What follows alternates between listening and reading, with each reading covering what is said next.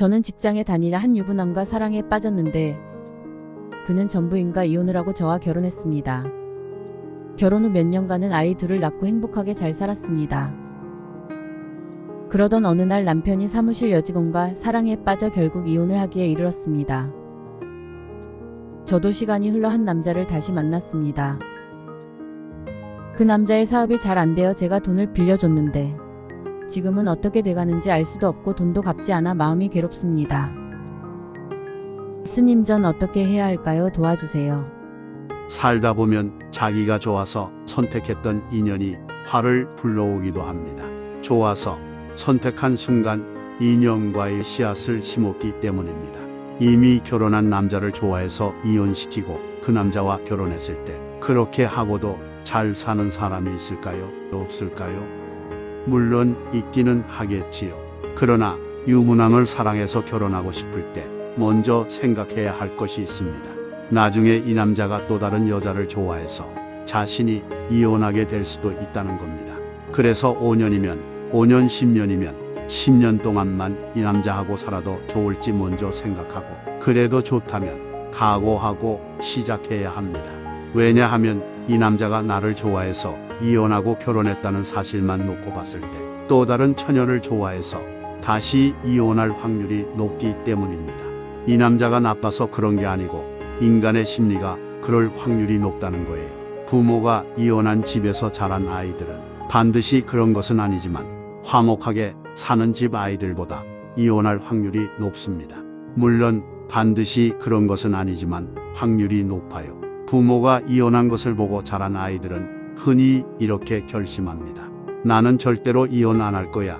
우리 아이들한테는 그런 고통을 안 줄 거야. 그런데 이혼은 할 수도 있다는 것을 이미 부모의 경우에서 보았기 때문에 나중에 결혼해서 마음이 안 맞으면 이혼하는 쪽으로 쉽게 결정합니다.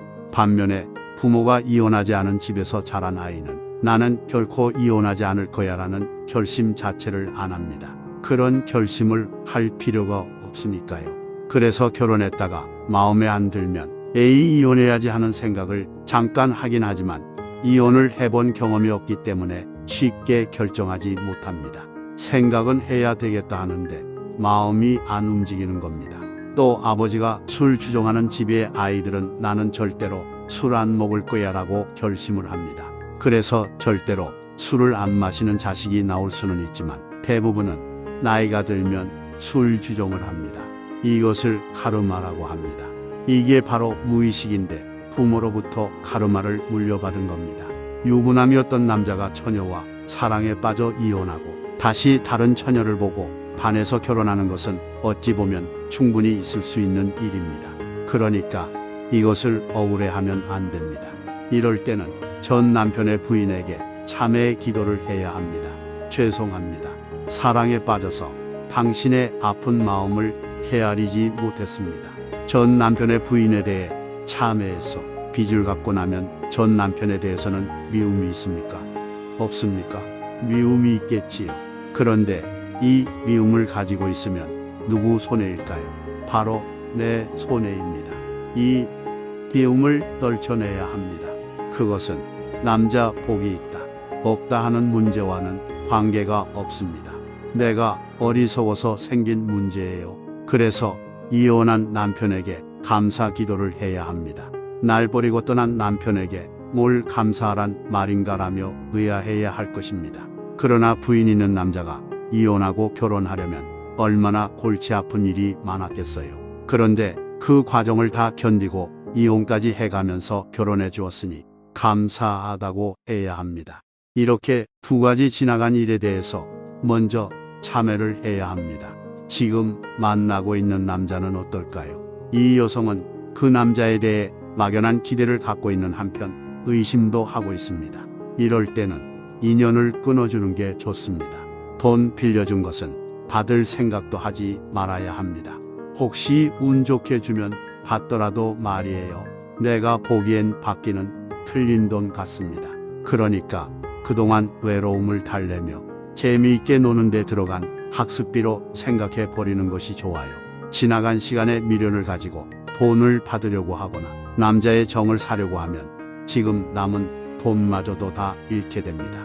그러면 나중에 돈과 사랑을 다 놓친 자신의 어리석음을 견디지 못해 자학 증상이 생기게 됩니다. 그러면 남은 인생도 불행해져요.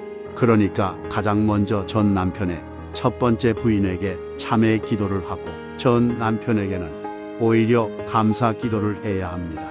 그러다 보면 어딘가 쏠려있던 마음이 번쩍 정신이 들게 되고 앞으로 인생을 어떻게 살아가야 할지 자연스럽게 지혜가 생겨요.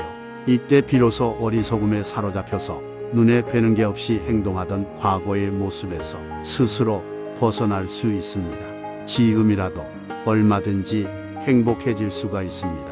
돈이 좀 있어서 저 남자가 나한테 붙어있나 하고 생각할 만큼 아직은 돈이 있으니 돈 걱정을 하지 않아도 된다는 얘기입니다. 그리고 애 둘이 있는데 그래도 전 남편이 아이 둘을 주고 갔으니 좋은 일 아닙니까? 이 상황을 나쁘게 생각하면 안 됩니다. 요즘 유럽에는 결혼 안 하고 애만 낳아 혼자 키우며 사는 사람이 많아요. 그러니까 남편에 대해 좋게 생각해야 내 아이도 잘 됩니다. 지금 만나는 남자가 중요한 게 아니에요. 전 남편에게 감사하는 마음 그리고 그 전처에게 참회하는 마음을 내야 지금 겪고 있는 배신감에서 벗어날 수 있습니다. 남편이 나를 배신하고 다른 여자에게 갔다가 아니라 아내가 남의 남자를 뺏었더니 그 과보를 받는구나라고 참회하며 자신의 선택과 인연 과보를 이해해야 합니다. 증오심을 내려놓고 자신의 과보를 이해할 때 스스로 행복해집니다. 살다 보면 온갖 일을 다 당합니다.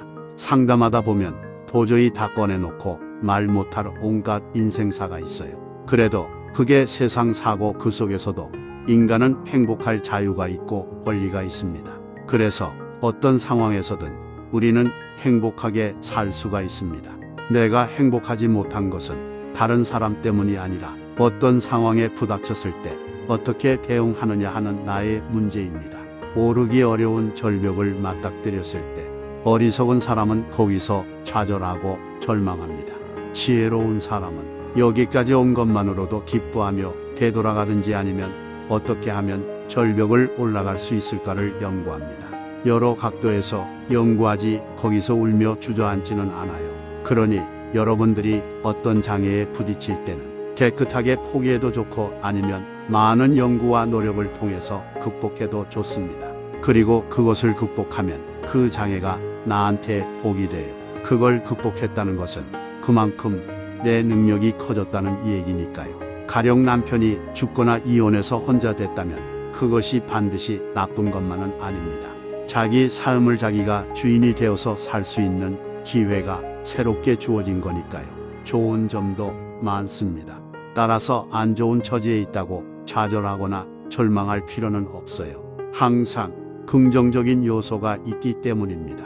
그것을 살리면 얼굴에 생기가 돌고 화색이 돕니다. 성형 수술 안 해도 화장 좀 덜해도 주름살이 저도 예쁘게 보입니다. 인생에서 만나는 모든 것을 긍정적으로 받아들이면 또 다른 열매를 맛볼 수 있습니다.